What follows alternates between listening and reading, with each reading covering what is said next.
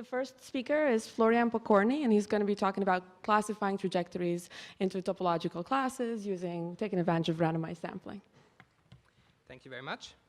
So I'm going to present today some work in collaboration with Majd Hawasly and Subramanian Ramamoorthy from the University of Edinburgh. The question that we ask ourselves in this work is, given noisy samples, how can we accurately represent the free configuration space of a robot so that topological properties are correctly recovered and so that we can classify trajectories topologically? Just a quick recap about homotopy classes. Here I have an example configuration space with two black obstacles, and we're looking at two trajectories starting and ending at the same start and end point. Two trajectories are called homotopy equivalent if there is a continuous deformation between them, deforming one into the other. So in the example to the left here, the two trajectories are in fact homotopy equivalent, versus in the example to the right, they're not homotopy equivalent. Now, why is it useful to think about these types of classifications? Well, first of all, we believe that a topological classification of trajectories holds great promise for applying machine learning techniques within each homotopy class. Furthermore, we believe that for replanning, the knowledge of homotopy classes is highly beneficial. For example, when certain homotopy classes become unavailable due to changing environment conditions. Finally, if you look at local trajectory optimization methods, these are constrained to remain within the same homotopy class within which they were initialized. So it is therefore useful to initialize these methods within several topological classes. Now, how can we actually compute topological information? If we go back to the literature, you observe that if we can find a cell or simplicial complex which is topologically equivalent to our free configuration space, then in fact we can compute topological properties, and in particular homology groups from this information. This goes back to the work of Poincaré in 1899 and has been developed ever since. Just a quick recap of what a simplicial complex is in case you haven't seen it before. So here we have a simplicial complex in 2 dimensions. It consists of a set of simplices. In particular, 0 simplices are vertices, 1 simplices are edges, and 2 simplices are these triangles which I've shaded here. And these are arranged in a compatible fashion. When you have a simplicial complex, you can start to talk about simplicial homology over a field. And in particular, you can look at simplicial homology over coefficients in the binary field with just 2 elements. Now, in order to make progress here, what we do is we define an abstract vector space of p-chains. This is standard terminology, where a p-chain consists of arbitrary linear combinations of p-simplices with these Z2 coefficients. Furthermore, for every simplex, every p-simplex, you can look at the p-1 simplices contained in its geometric boundary. And this leads to the definition of a boundary map on this full vector space, which sends p-chains to p-1 chains. Okay, we have a linear map on a vector space, so we can look at the kernel of that map. This gives rise to the p-cycles, which are exactly those p-chains which lie in the kernel of that boundary operator. We are in particular interested in this work in 1 cycles. So just to visualize, here we have our simple simplicial complex again, and I've indicated for you in blue a selection of edges which form a 1 cycle. In the middle, and also to the right, this is another 1 cycle. These are 1 cycles because if you take the boundary of these modulo Z2, you get 0 out. Finally, we have the definition of p-boundaries, which are those p-chains which arise as the boundary of some p+1 chain. Again, for us most importantly, 1 boundaries. Consider the shaded area of the simplicial complex here, consisting of a bunch of 2 simplices. If we take the boundary operator of these, we arrive at the blue edges surrounding it, and this is exactly the boundary corresponding to this 2 chain. Now this gives you the standard definition of the p-th homology groups. It's just a quotient vector space of cycles modulo boundaries. And to give you a little bit of an intuition for this, here we have our 2 cycles that I talked about earlier, 1 cycles, to the left and in the middle. And these 2 are in fact equivalent in this quotient vector space because their difference is exactly a 1 boundary. So this vector space somehow measures equivalence classes of these cycles. In particular, the first homology group of this space is actually 1-dimensional. This is related to the fact that there's precisely 1 hole in this space. And you can consider also the 0th homology in this case, which gives you the number of connected components. So this is topological information which we can infer from simplicial complexes using relatively simple linear algebra. Okay, so to some of you this might sound quite familiar. If we go back to the literature in robotics now, back to the 80s, then you will remember the work of Schwarz, Sharir, Kanye, and many others, which have worked on using cell decompositions for motion planning. So in their setting, obstacles are typically described explicitly and in a noise-free manner, using semi-algebraic functions, for example, and the approach is then to construct a cell decomposition of the free space. However, the purpose of this work was mostly to study the path connectivity of that space and to consider the motion planning problem. Looking at more recent work in robotics now, here I've got 3 representative papers which now look at path planning with homotopy constraints. However, in these works also the obstacles are typically explicitly described, and these works do not assume a sampling-based starting point. And this is exactly what we would like to do. So we would like to classify trajectories topologically, but assume only the knowledge of potentially noisy point samples from the free configuration space. Going back to the path planning problem, you might see an analogy here. Of course, in the path planning community, we also had this move towards randomized approaches, in particular probabilistic roadmaps and rapidly exploring random trees. These also rely on sampling and then construct a graph or tree in the space. In fact, graphs and trees are examples of simplicial complexes, but these methods typically do not recover higher topological information about the free configuration space. So you would not be able to tell the difference between homotopy equivalent and inequivalent path classes here. Okay, so what is our approach? Let's look again at this toy configuration space. We have 2 black obstacles here. We sample a bunch of points in the free space, giving us a set X.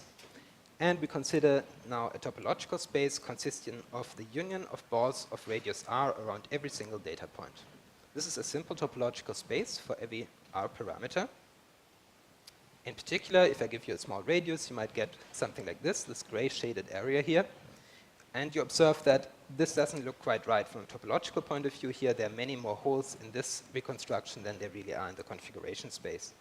But for certain parameter regions, you actually do recover the correct topology with this.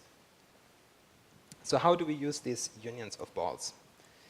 In our work, we use a very recent result, which actually has been published at the Symposium of Computational Geometry only this year, which derives a certain simplicial complex which is actually homotopy equivalent to this union of ball space.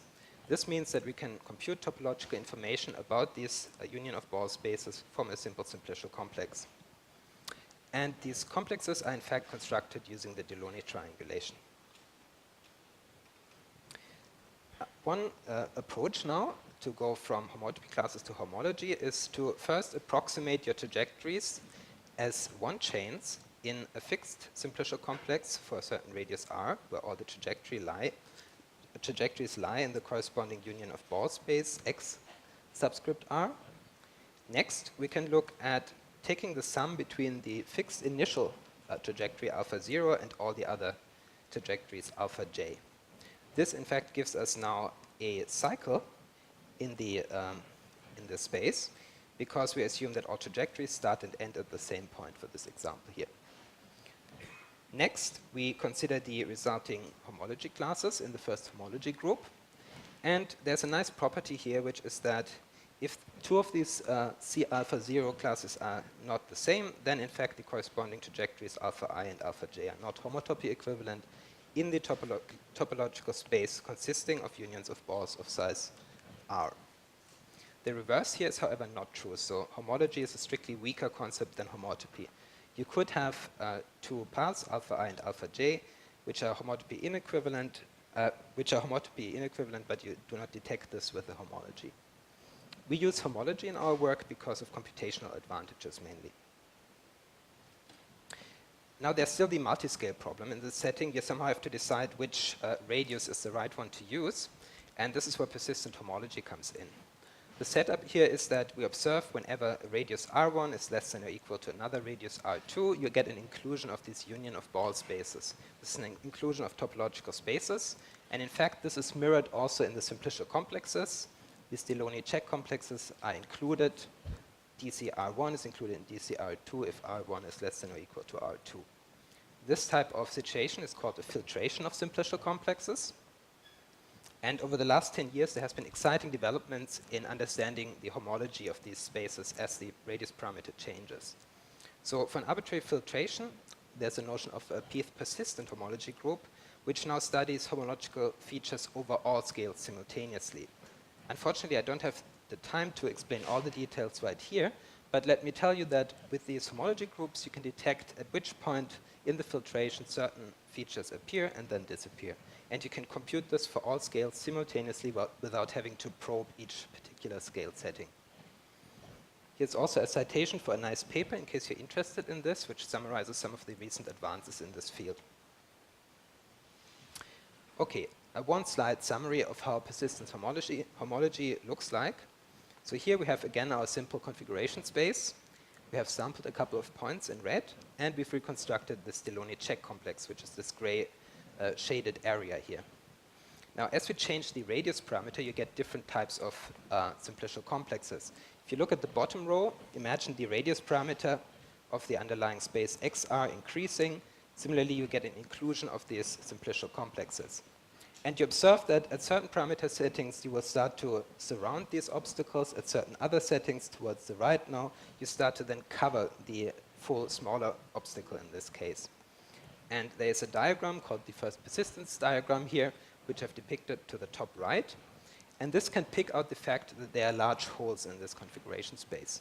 So these two red dots far above the diagonal actually indicate the existence of true topological features in this point cloud, while smaller blue points closer to the diagonal indicate noisy features, which we should ignore for the purpose of this analysis.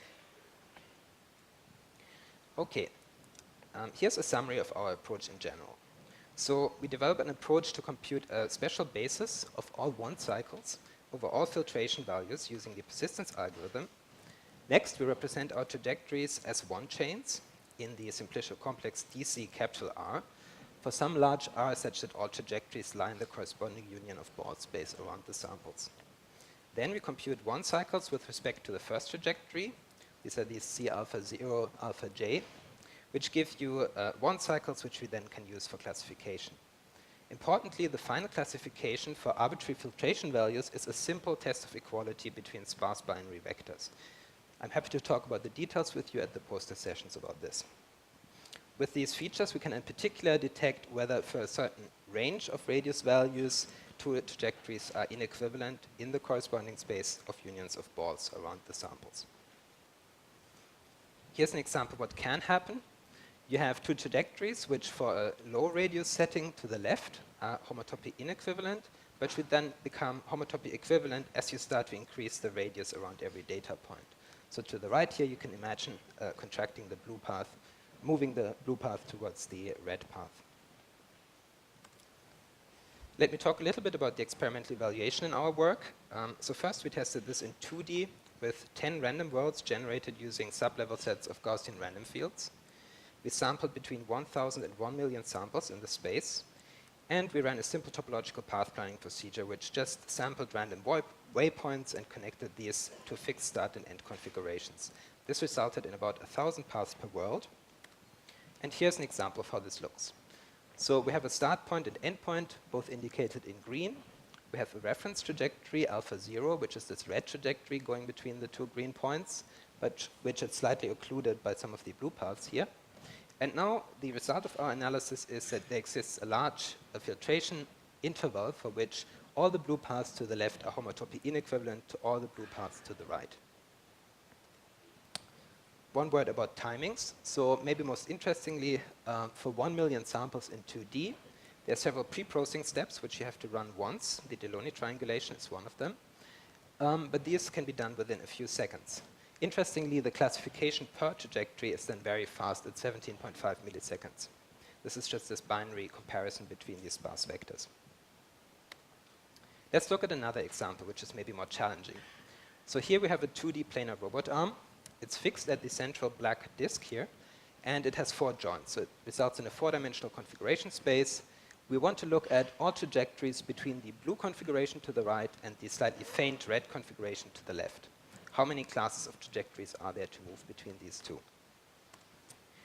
Our approach is to sample 100,000 collision-free configurations in the space, And we result in a filtration with 6.2 million triangles and 1.8 million edges, which is, I believe, quite a detailed reconstruction of this configuration space. The Delaunay triangulation takes about 251 seconds. There's a reduction of the boundary matrix, which takes half a second.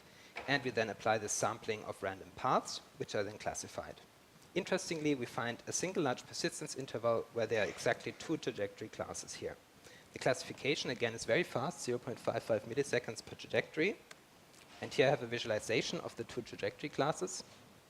This is class 1. Maybe you can spot the difference to the next class, which will come up in a second. This is class 2.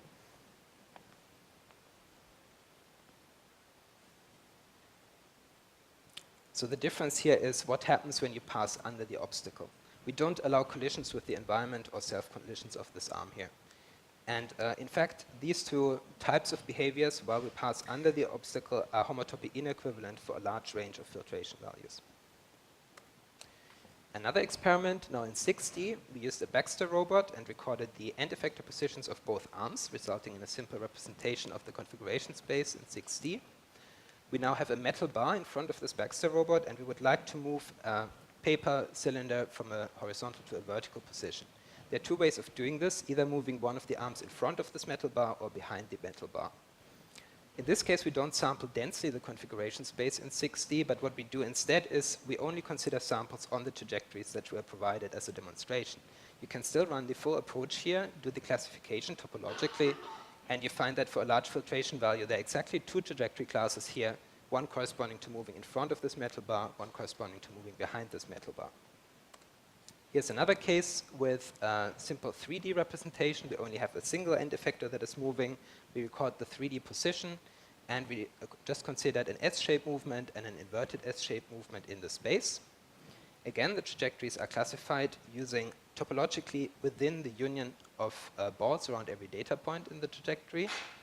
For a certain range of parameters, we get 3 classes indicated in red, blue, and green here, while for a larger set of filtration values, we only get 2 trajectory classes here. So there's a hierarchical aspect to this classification as trajectory classes merge.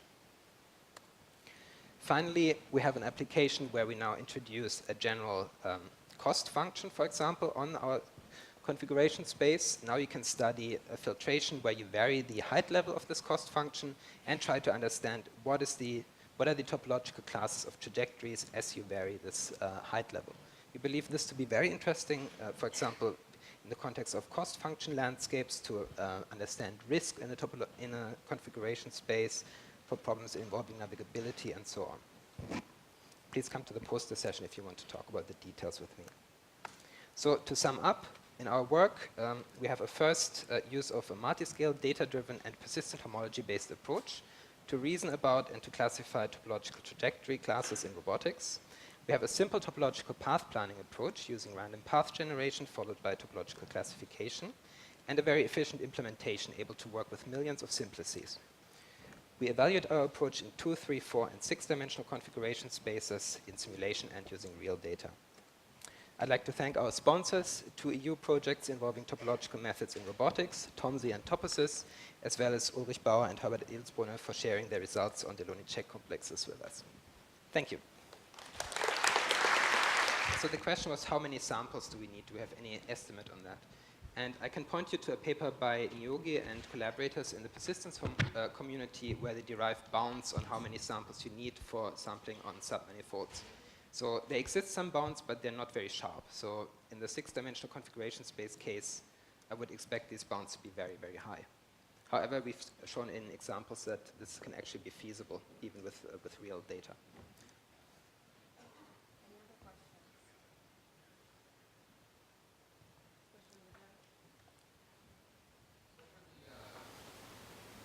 For the 2-dimensional case where it's navigating, you're using these balls, and then you go to higher dimensional and configuration spaces that aren't necessarily just X, Y, or X, Y, Z. Does it ever make sense to use something that's not in a ball with the same radius in every dimension? It would seem like some of the angles should really be weighted differently for certain types of articulated robots. Absolutely. So one answer to this is that you can either use balls of various sizes. This leads you to consider the alpha shapes of Edinburgh and others. That's one possibility. Or you can look at other convex sets, so for example, ellipsoids, but then your problem is computing these simplicial complexes very efficiently for large samples. Yeah.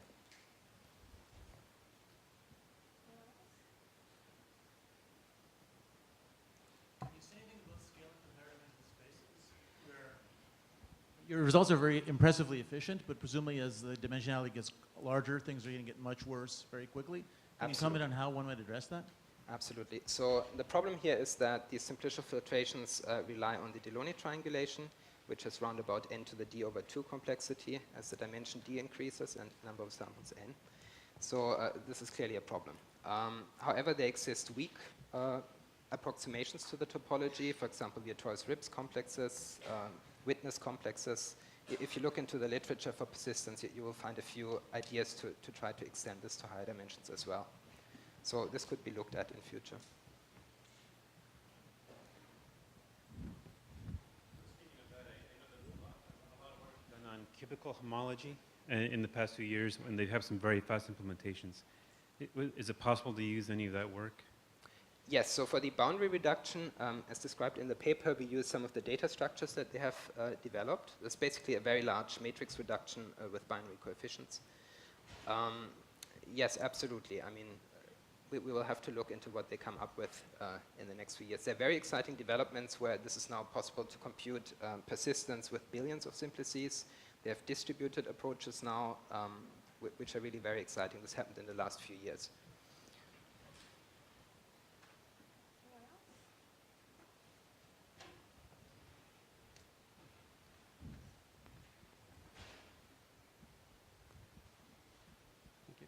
I have a question. So you are able to compare different trajectories and determine if they are in the same homology graphs or not. Does your algorithm allow you to find all the homology classes of your environment? So, or is it, you sample and you find a trajectory and then you can compare with another trajectory, or can you find all the homology classes or homology classes? Right. So understanding the homology of the configuration space is actually the classical persistence homology problem. So this is solved by the persistence algorithm.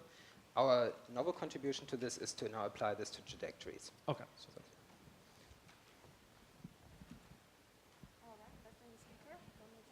Thank you.